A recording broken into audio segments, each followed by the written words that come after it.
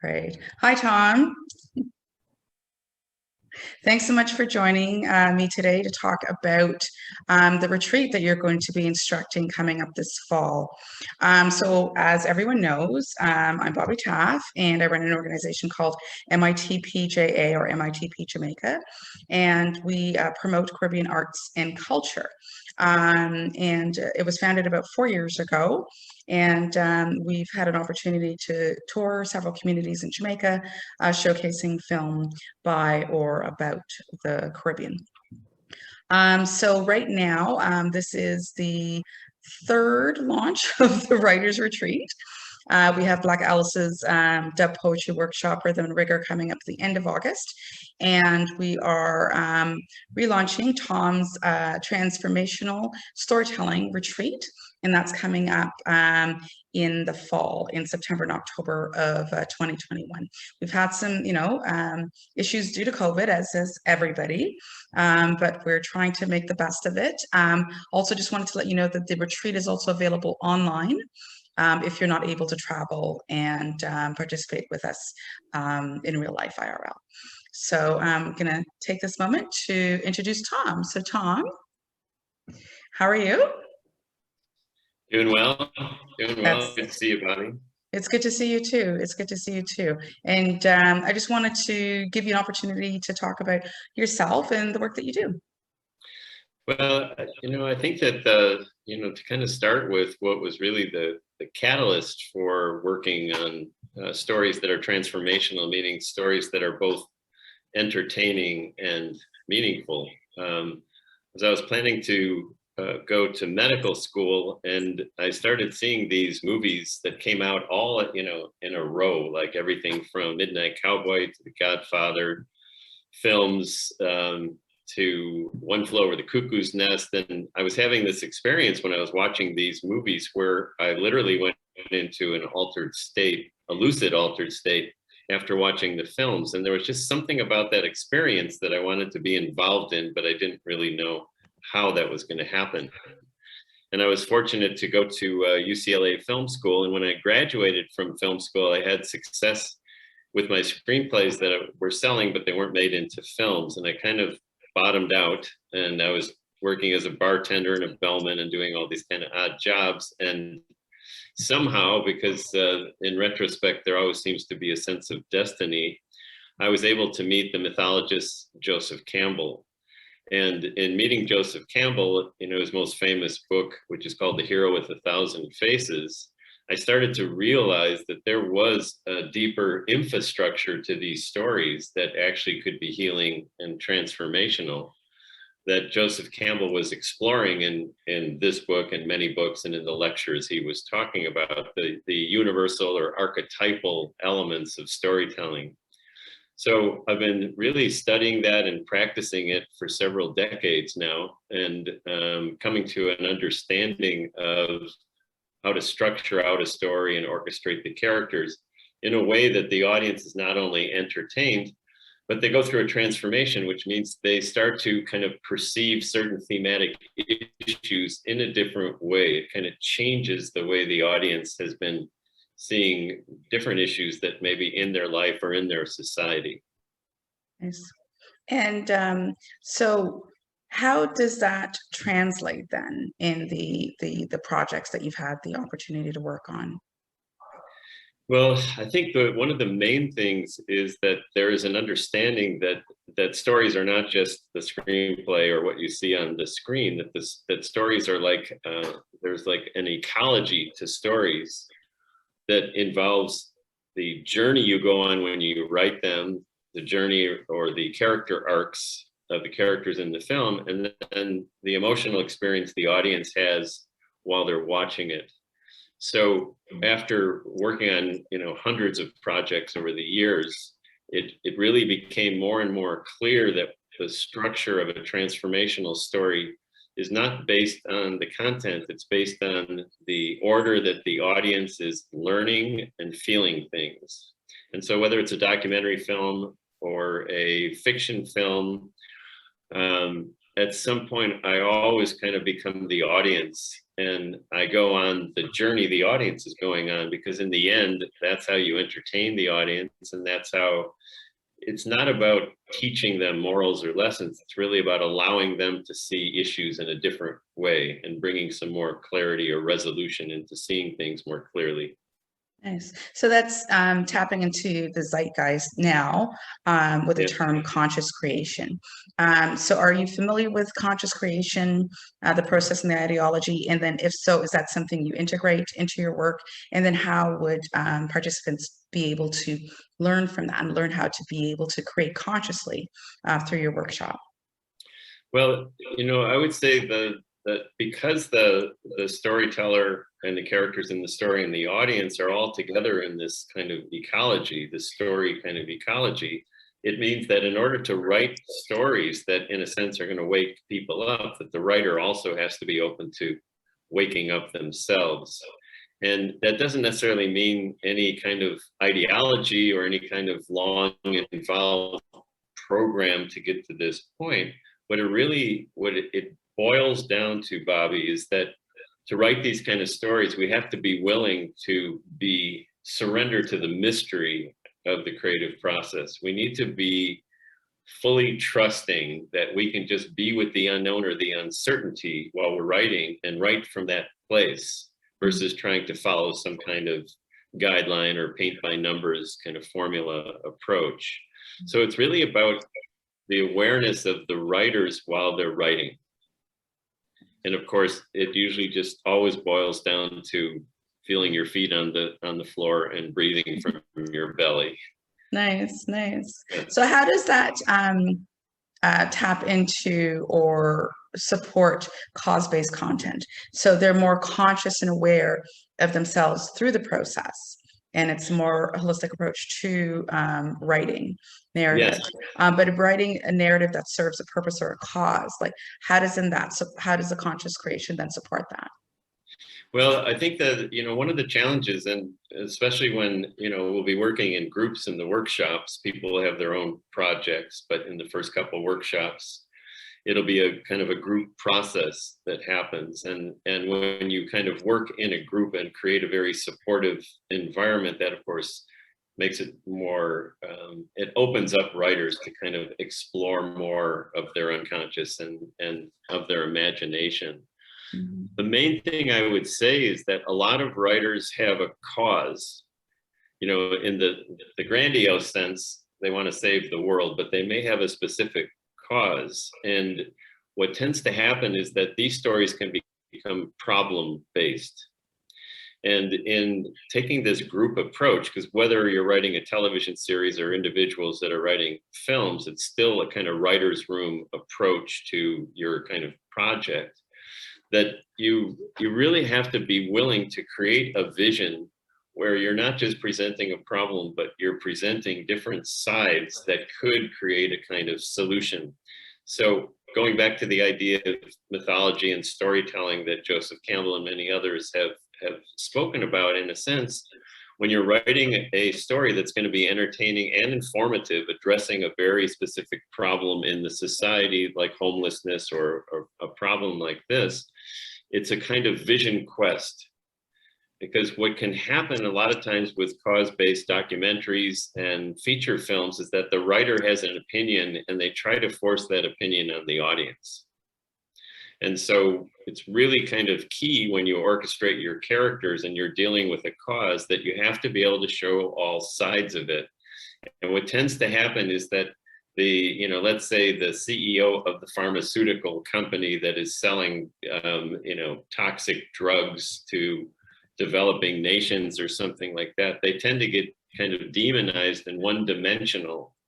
And then it's not really a story anymore. So the real challenge is that you have to understand the viewpoint of all the characters.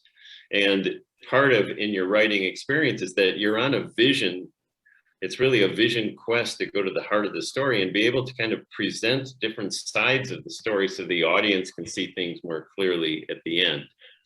So it's solution oriented, but that doesn't mean you're going to tie up everything into a happy ending. It's not really about that. It's just being able to see the the dramatic and thematic issues raised, in this case, let's say about homelessness, to see it in a different way, to bring more resolution into it. Nice. Okay. All right. So how does that work then? Or how can that work with the new paradigm shift that's occurring? So they're all, everyone is basically, because of COVID, taking an opportunity to reevaluate and rethink, their role in the world. And what they can do to make change happen, effectively and quickly and permanently. So, there is a lot of conversation. There's a lot of active change that is occurring constantly. Right. It's such a rapid pace, I think more so than we've ever experienced ever in human history, which is amazing. But at the same time, it's scary and it's intimidating. So what is it that we can offer to that conversation to help prepare people for, the role that they play as agents of change in order to create that change or set the framework for that change in order for that to be effective and be considerate of all of the various players and what will be, the results and the outcome of the change, how it will affect individuals and communities and lives. So that we're dealing with like equity, with inclusion and diversity. So the face of change, but then also, the impact that it will occur on those individuals and those communities and those countries. So it's not just taking down a system, but it's helping to create the dialogue for new systems to emerge in a less hostile environment, if that's their approach. But I think we should be more responsible in our roles as educators. And, yes, exactly. And life coaches in some extent, and guides, helping writers in their role as creators, in their role as artists that are, imitating or creating frameworks that life is then repeating. How is it that we're going to provide that framework for these artists to work within so that they could make those decisions that will affect the lives and the choices that people and individuals are going to make moving forward? Well, in all the workshops that I've done, Bobby, I think that the real key, because most recently I was co-running a BIPOC writers' room in Canada. And the real key is to get everybody to start to get comfortable telling stories from their own experience. And to bring the authenticity of whatever culture or ethnic background that they have kind of into the story, into the warp and weft of the story. So starting out and just saying, I'm going to address this particular problem, let's say homelessness or something like that, that's not yet a story. That can be maybe an essay or a documentary film. But when we work in a group, we do a lot of storytelling. It's one of my teachers, Gene Houston, used to say that the more stories that you tell from your childhood and adolescence and as a young adult, that the memory area of our brains is the same as the creative area of our brains. So in the workshop, we do a lot of storytelling. Really, in a sense, it kind of primes the pump for these stories to kind of come out. And then what you start to find is that these stories from our own personal experience, when we work with them a little bit, that they're all stories well told. They really, in a sense, they engage the audience while you're telling the story. So you can engage the audience with an important topic. Maybe it was about a bullying experience or a racially charged experience or something like that. But when you work on these stories from your own personal experience as kind of a basis for it, they entertain and engage the audience while really looking at the exact cause that you're dealing with. So a lot of times, especially beginning writers will kind of start out and they want to deal with a certain cause. And so they kind of create a story where it's a kind of a binary view of the situation. These are the good people and these are the bad people. Mm-hmm. And part of this big change that you're referring to that's happening is that the changes in the systems, I don't think systems are going to get revised. I think the systems have to be really kind of born anew in a sense. But the same with kind of storytelling, that these stories that are coming out now, as long as they're coming from authenticity and personal experience, they're going to have a larger impact. if you're able to see all different sides of the story that you're telling. It's all of the exercises we do in the workshops are kind of, you have to be there kind of exercises to get the real experience of it. Yeah. But what you find is that by telling stories and doing certain simple kind of qigong like movement exercises and things like that, the stories more organically start to come out. So we're not having to kind of force the stories out. It's really kind of like my teacher, Jean Houston, who I mentioned, she said, we've got stories in our DNA and stories in our cells. We need to be the midwife in telling those stories. And there was one Native American idea that every star in the sky is a story, and the stars choose us to tell those stories. So it's kind of a process of taking the ego out of I am the writer doing all this and learning how to be more of a dream catcher. Nice. Yeah, I like that analogy. Thanks for sharing that, Tom. So another thing I wanted to talk about is the artist and the well-being ecosystem. Like you basically just described that, but just kind of elaborate a bit more. I know that hopefully your wife is going to be joining us at the retreat this fall. I'm not sure. I'm hoping she can join us. And then she'll be taking on a lot of, that work with the artists, individually or collectively as a group, however they want to, work with her is great. And, getting them to tap into their creative energy through a lot of the, the exercise, the movement, the energy exercises, which will allow them to free up a lot of the trauma that everyone's been experiencing right now due to COVID. I mean, It's just impacted the world. Like, it's amazing. Sometimes you forget, it's like COVID, we've been living with it for about a year now. But you don't realize, and everyone's gone back to a certain level of normalcy. But at the end of the day, you have to ask, oh my God, there's so many people, like millions of people have died. Millions of people will continue to pass away, will get sick, and it's affected, so many lives in so many ways. It's completely, changed the way we as humans are going to be living from here on, but then we still have to have that sense of familiar and go back to what we know in order to normalize reality for ourselves, in order to just be sane. And then we don't give ourselves time to we've been processing. A lot of people just needed to get back to anything in order to get back to that state of normalcy. But I think, as artists ourselves, just everyone needs therapy at this moment. Everyone in some way, shape, or form, because, we really need to take stock of the fact that it really has changed our lives. And a lot of broken people exist in so many different ways. And you see it exhibited on a daily level in so many different ways. And it really needs to be addressed. And I think our systems that we are so insistent on tearing down are overwhelmed.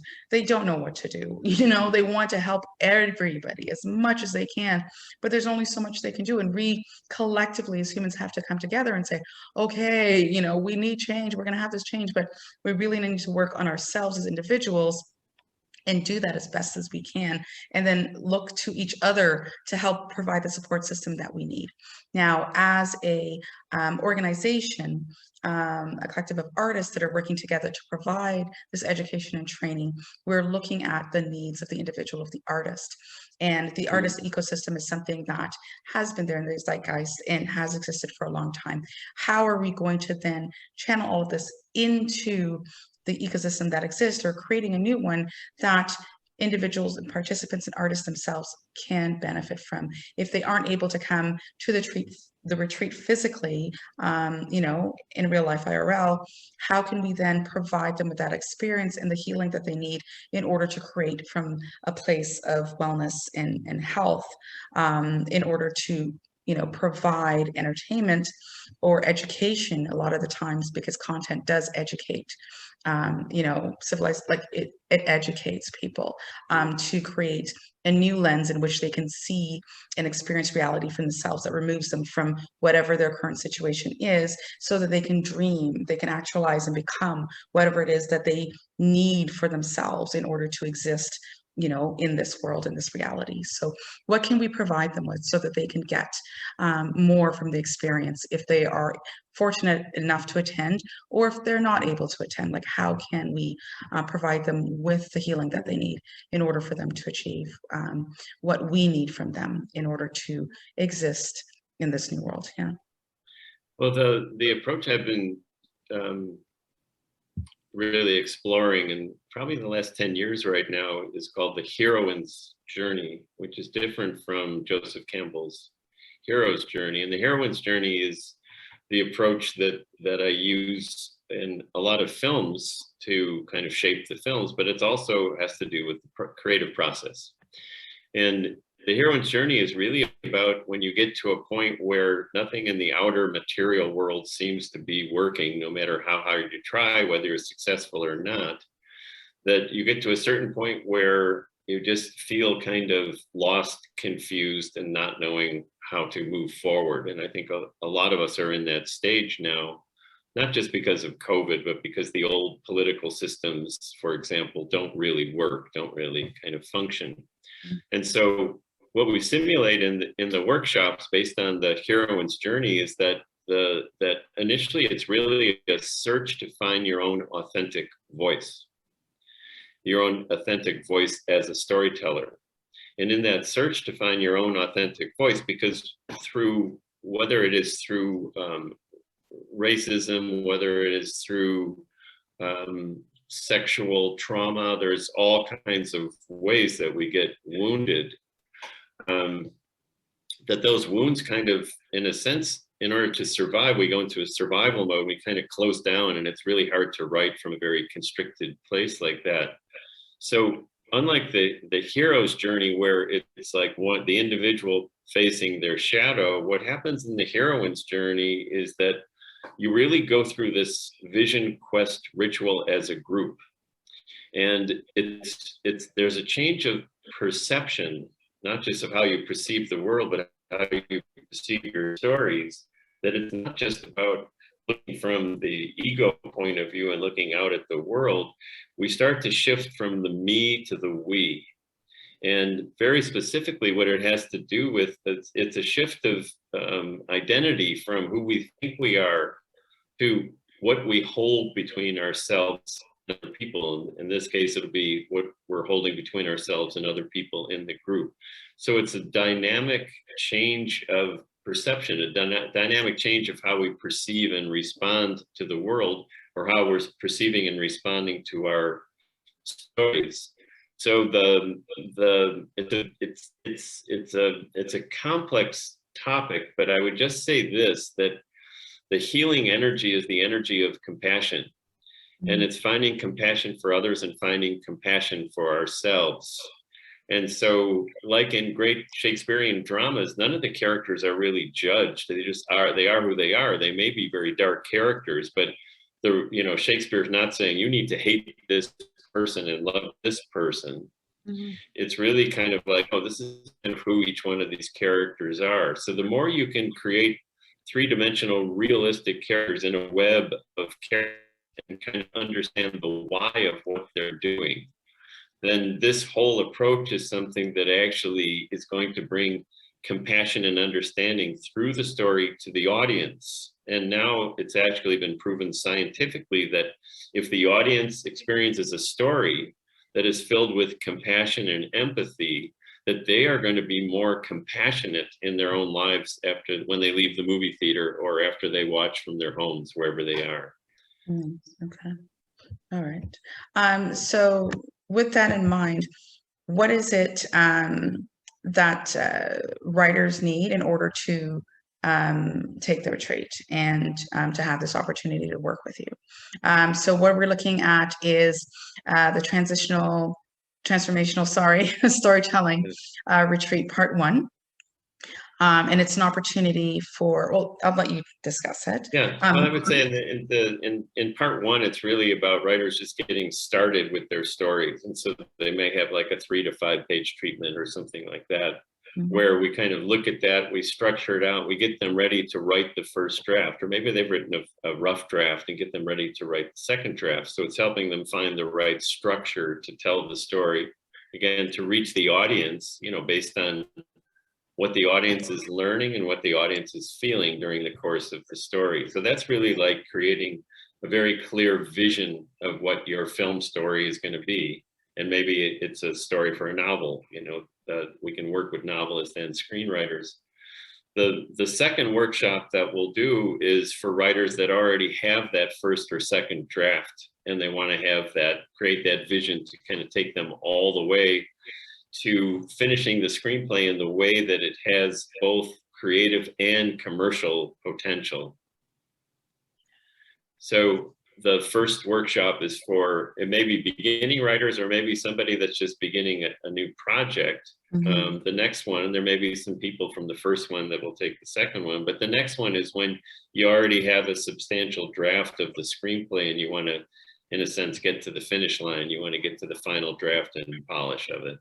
Yeah, okay. And then for an opportunity I wanted to create for writing teams that have already completed their final draft and then are looking to have an opportunity, to polish their work and to get some feedback from you in order to punch it up. Non-comedic is to work with you independently. So people that are interested in that opportunity could follow up through obviously the MITP JA channel, and then let us know, and then we can create that opportunity for them while you're here.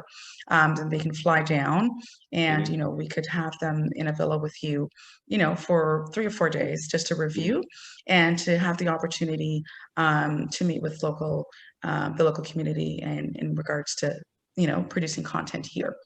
The idea behind the organization is, again, to promote the Caribbean narrative.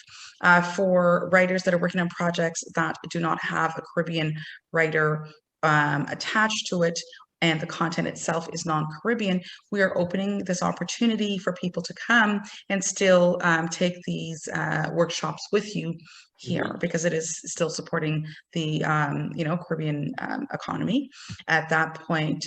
So is a COVID exception. I'm sorry.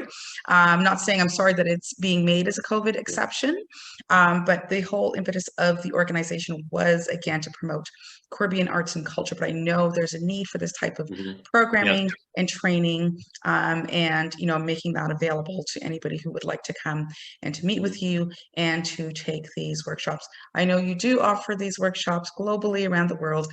Anyone can reach out to you independent of my organization and find out where you're teaching these workshops and book them directly through you or through another organizations that are hosting you in order to deliver your programs. I'm hoping that if they would like to support Caribbean arts and culture, though, that they will support the organization and come down here if they're able to, or take part in the retreat online. So that way, we're able to, again, give back to the brand, which is, brand Caribbean, brand Jamaica, before we go global. Okay, so those are the opportunities that are available for your workshops. Thank you so much for being a part of the MITP JA team. Sorry, that's yourself, that's Blacka, that's Karen, myself, and all the other artists that will be joining us in leading or taking part in retreats and workshops that will be taking place globally in the future. So I'm looking forward to meeting everyone that has the opportunity to join us at any of our retreats globally. And I'm hoping that you'll all be able to join us for the retreats that we're organizing here in Jamaica on Island. I think you'll really enjoy them.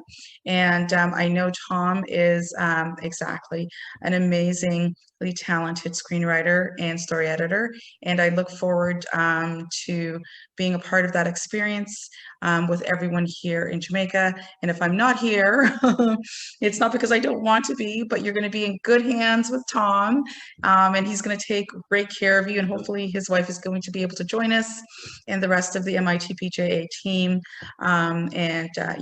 They'll take care of you, and you guys will have an amazing experience. and hopefully you'll be able to join us in the future at other retreats or MITP events, partnering with other film festivals internationally, and you'll be able to see some of the content that we're trying to encourage audiences to promote and support globally, to support the brand and to support the talented artists that exist across the Caribbean and the diaspora. So thank you, Tom, for taking the time to speak with me today. If you're interested in taking part in the retreat, please have a look at the description on the YouTube channel if you're watching this on YouTube, or on any of the social media platforms that you'll see this, or have a look at our Facebook page, MITP Writers Retreat, Jamaica, or on our IG page, MITP Jamaica. And you shall find some more information there. Failing that, my email address, mitpjamaica@gmail.com, and you could just send me a quick note and let me know if you're interested in the retreat, and I can send you some more information. And I believe that wraps everything up for today. Tom, is there anything else you'd like to share? No, but it's always good to see you, Bobie, and it's great to see you too. We can continue this conversation. I unfortunately have to run. I'm running a little late, but thanks so much. It's always a pleasure to see you and talk with you. Likewise. Thank you so much, Tom, for joining me today. And I look forward to seeing you and working with you on this year's retreats. Sounds great. Bye okay, thanks, Tom. Bye.